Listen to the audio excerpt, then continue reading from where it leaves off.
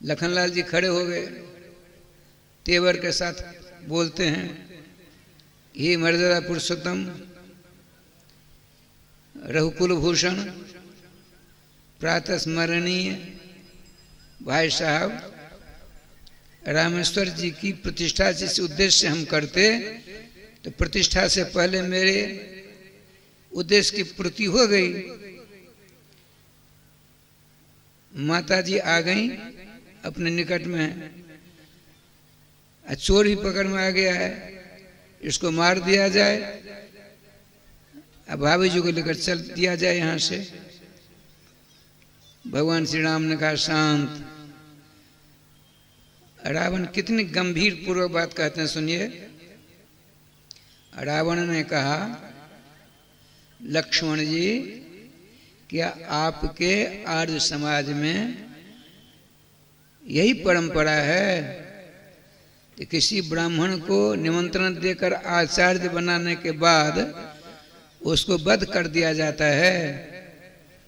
सुनते ही भगवान श्री राम उठकर खड़े हो जाते हैं, कहा आचार्य चरण, ये बालक हैं, बालक के वाणियों के विज्ञ लोग ध्यान नहीं देते हैं, क्षमा करेंगे, राधे श्याम। उसके बाद बात हुई। रावण जैसा विद्वान अपने 10 मस्तकों के द्वारा 10 रुद्रों की पूजा की, एक रुद्र अपूजित रह गया, रावण चल देते हैं।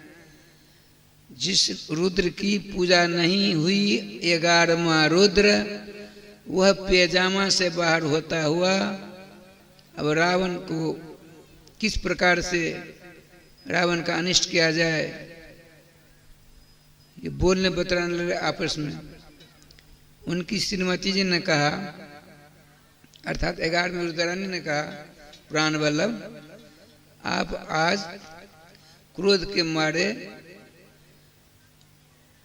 आवेश में कैसे आ गए हैं? चुप रहो देवी, तुम सब बात नहीं समझ पाती हो, तो समझाने का कष्ट करें। कहा कि रावण ने अपने 10 मस्तकों के द्वारा मेरे बड़े भाई 10 की पूजा कर डाली, मेरी पूजा नहीं की, इसीलिए मैं उसको तहस नहस करके छोड़ूंगा। चरण पकड़ लेती है 11वें रुद्र की पत्नी रुद्रानी जी, और क्या कहती है सुनिए। आपको क्रोध करके अपनी शक्ति को क्षीण नहीं करना चाहिए, कारण उनके पास तो 10 ही मस्तक थे, 11वां मस्तक रहता और आपकी पूजा नहीं करते तब वो दोषी थे। 1 2 3 4 5 क्रम चलता है, 10 तक की संख्या पूरी हुई, उनके मस्तक समाप्त हो गए, वो निर्दोष हैं। आप उनके ऊपर क्रोध मत करें। कहा नहीं देवी, मैंने प्रण ले लिया है, रावण को सर्वनाश करने के लिए मैं दूसरा जन्म धारण करूंगा, लेकिन इसका बदला अवश्य लूंगा। रुद्रानी जी ने कहा तो ठीक है, तो हमको भी साथ ले चलो। बोले नहीं, अब की बार मेरा हनुमान का रूप रहेगा, बंदर का ऐसा रूप रहेगा, तुम वहां नहीं रह सकती। निवेदन करूं, बोलो। तो आप कहते हो बंदर बनूंगा, मैं आपकी पूंछ बन जाऊंगी, और समय आने पर रघुनाथ जी की सेवा करोगे, मैं मदद कर दूंगी। सुनकर मुस्कुराते हुए आदेश दिया, चलो। दोनों का बड़ा लंबा चौड़ा श्री हनुमान जी के अवतार का वर्णन है। 2 साल पहले हमने लगभग 11.5 महीनों तक जय जय जय बजरंग बली जो आ रहा था टीवी पर, उसको हमने राधे राधे किया था भैया, क्रमबद्ध। तो श्री जी कृपा से अब देखिए, अब मैं वहां पहुंचता हूं। अशोक वाटिका को तोड़ डाला, विध्वंस कर डाला, रावण के पुत्र अक्षय कुमार को राधे राधे कर दिया, अनगिनत सैनिकों को चकनाचूर कर दिया, अकेले श्रीमान हनुमान जी ने।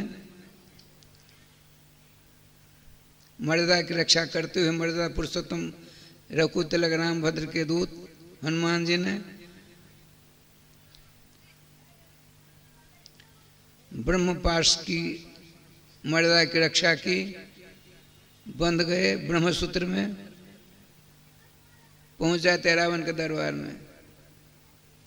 रावण के दरबार की विचित्र स्थिति देख करके हनुमान जी चकित रह गए। हनुमान जी ने इससे पहले त्रिलोकी की समस्त सभाओं के दर्शन किए थे। हनुमान जी हैं,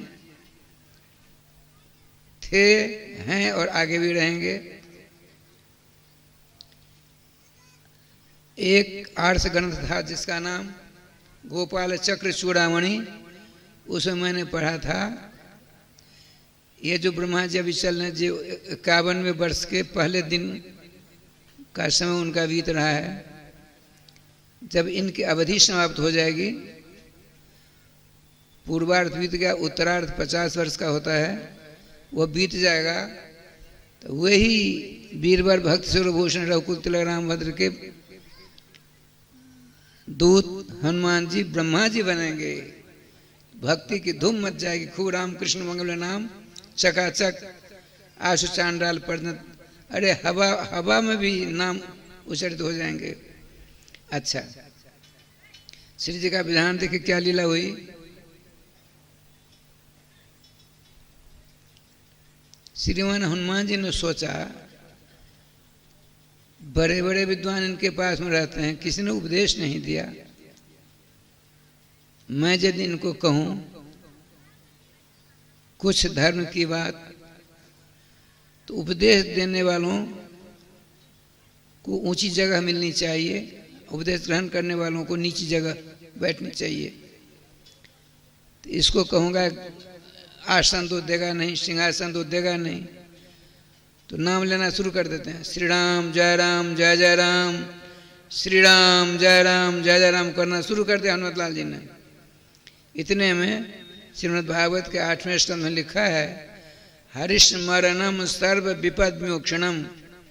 जब आपके अंतःकरण में अर्थात अंदर या बाहर किसी प्रकार की उलझन उपस्थित हो जाए, शंका समाधान करना हो, इधर उधर बात कहीं नहीं करिए, कहीं चिंता मत करिए, किसी का स्मरण नहीं करिए, केवल भगवान के नाम का स्मरण करिए। समस्त चिंताएं सने सने दूर हो जाएगी, चिंता मुक्त हो जाओगे, द्वंद्व मुक्त हो जाओगे, असफलता मिल जाएगी। श्रीमान हनुमान जी ने जो ही नामाश्रय लिया, इतने में स्फूर्ति आ गई। आपने पूछ की ओर देखा, अरे तुमने कहा था कि रघुनाथ जी की सेवा करते समय मैं मदद करूंगी, तो सिंहासनाकार हो जाओ। तो हनुमान जी की पूछ रायश्याम जी चक्राकार होती होती होती होती रावण के सिंहासन से एक हाथ ऊंचा सिंहासन हो गया। सवासर चक्र देवलोग देख रहे हैं, सब देवता तो वहीं थे, डर के मारे परेशान थे। रावण देख रहा था ये क्या हो गया, छलांग लगाकर बैठ गए अपनी पूछ के सिंहासन पर, चारों ओर देखने लगे। रावण ने कहा बड़ा ढीठ है, निर्भीक है, इसने अपनी पूछ का सिंहासन बना करके मेरे सिंहासन से ऊंचा कर लिया। मर्यादा पुरुषोत्तम के दास हैं, आपने पूछा, समझा, सोचा कि जब तक ये हमसे प्रश्न नहीं करेगा तब तो मैं उत्तर नहीं दूंगा, क्योंकि शास्त्रों में लिखा है बिना पृष्ठम न ब्रूयात, जब तक प्रश्न नहीं करे कोई तब तो उत्तर नहीं देना चाहिए। क्या उत्तर देंगे, प्रश्न नहीं हुआ है। ये सोच ही रहे थे, इतने में रावण ने पूछा कस तुम, तू कौन है। श्रीमान हनुमान जी ने सोचा अभी कुछ नहीं उत्तर दूंगा। अब एक बार दो बार तो तीन बार जो बोला, तुम कौन हो, तुम कौन हो, तुम कौन हो। आपने कहा दास हो हम, मैं दास हूं। रावण ने सोचा, डर गया, दासत्व स्वीकार तो कर लिया, लेकिन यह निर्णय नहीं हो पाया कि मेरा दासत्व स्वीकार किया या किसी और का। तो पूछा कश्य दास हो तुम, तू किसका दास है। तो क्या सुंदर सुललित भाषा में मेघ गंभीर वाणी के द्वारा कहते हैं, दासोहम कौशलेन्द्रस्य रामस्या क्लिष्ट कर्मणा हनुमान छत्रु सैन्यानाम निहंता मारुतात्मजः। बीरबल लंकाधिराज, तुमने जो प्रश्न किया उसका समाधान सुनो। मैं कौशल्यानंद वर्धन अक्लिष्ट कर्मा, देखिए हम और आप काम करते करते थकावट हो जाती, थक जाते हैं, लेकिन राम कृष्ण चाहे कितने भी क्रियाकलापों का संपादन क्यों कर लें, लेकिन थकावट नहीं होती उनको। इसलिए आया है अक्लिष्ट कर्मा राम, अक्लिष्ट कर्मा कृष्ण। चाहे कुछ कर लें उनको परिश्रम का भानी नहीं होता।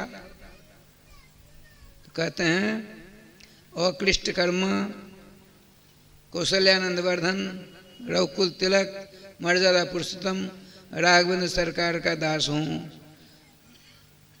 अब मारुति नंदन हनुमान मेरा नाम है। अब काम क्या करता मैं, तो शत्रुओं की सेना का चकनाचूर करने का ही मेरा काम है। रावण की राय श्याम जी आंखें खुली, बड़ा खतरनाक बानर है। उसने कहा सुनो, मेरे नामाक्षर तेरे कानों के द्वारा तेरे हृदय में नहीं पहुंचा है, इसीलिए अपने नाम की तू डी हाँक रहा है। तो श्रीमान हनुमान जी ने कहा तेरा नाम मैं अच्छी तरह जानता हूं, तेरा नाम है रावण। रावण शब्द का अर्थ संस्कृत व्याकरण करता है रावयति, शवों को जो रुलाने का ही काम करता हो उसका नाम रावण होता है। अरे राक्षस राज रावण, तुमने अपने जीवन में आज तक किसी को हंसाने का काम किया है? और सुन ले कान खोलकर, नो रावण सहस्त्रम में युद्धे प्रतिबलम भवेत शिलाभिश्च प्रहर्त पादपैश्च सहस्रश। तू तो अपने आप को अकेला समझता है ना। तेरे जैसे हजारों रावण बड़े बड़े पर्वतों को हाथ में लेकर, बड़े बड़े वृक्षों को हाथ में लेकर रणांगन में आ जाएं, मैं सबों को चकनाचूर कर विजय श्री हासिल कर अपने परमात्मा सर्वेश्वर श्री राघवेंद्र सरकार के निकट पहुंच जाऊंगा। उसके बाद जो लीला हुई आप सब जानते हो। कहने का तात्पर्य ध्यान पूर्वक सुनिए। रावण जैसा पहलवान वीर योद्धा रावण ही था।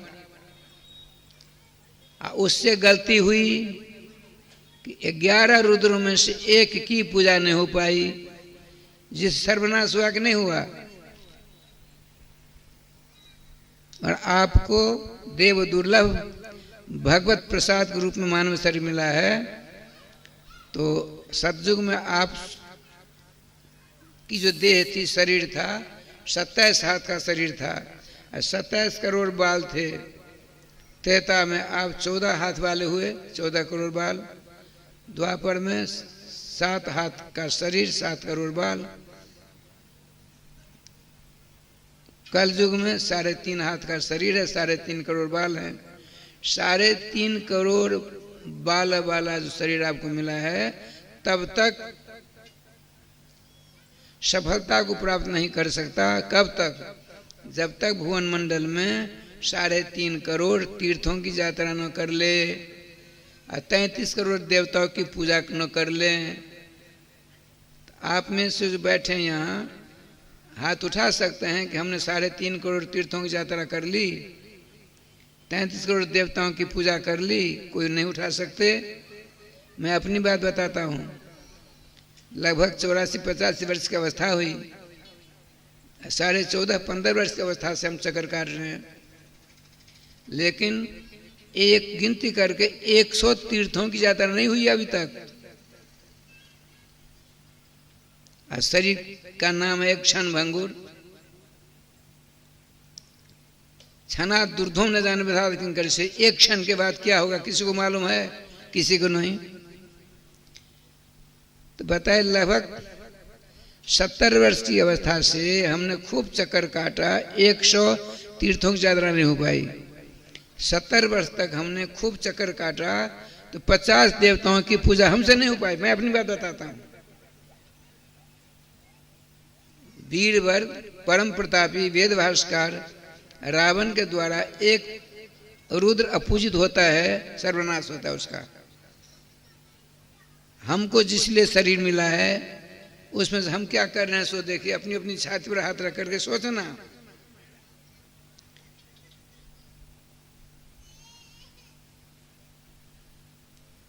अब बात यह उठती है, तो सबके सब जय गोपाल हो गए। धर्मशास्त्र फिर निर्णय देता है कि सर्व तीर्थमयी गंगा, 3.5 करोड़ तीर्थ गंगा जी निवास करते हैं, और 33 करोड़ देवता भगवान श्री राम कृष्ण के चरणारविंद में निवास करते हैं। गंगा जी का जो सेवन कर लिया, 3.5 करोड़ तीर्थों की यात्रा कर ली, राम कृष्ण के चरणों की पूजा अर्चना सेवा शुश्रूषा जिसने कर ली, 33 करोड़ देवताओं की पूजा कर ली। तो कहने का तात्पर्य मैं यहाँ हूँ कि एक देवता की पूजा नहीं होने पर रावण की क्या दुर्दशा हुई। आप एकमात्र भगवान श्याम सुंदर के नाम को अपनी जिह्वा का हार बना लें, अपनी जिह्वा पर सतत नाम रखिए, चकाचक हो जाएंगे। लेकिन सो करते नहीं। राधे वाह भाई, तब तो 2 बार नाम ले लीजिए। गोविंद जय जय, गोपाल जय जय,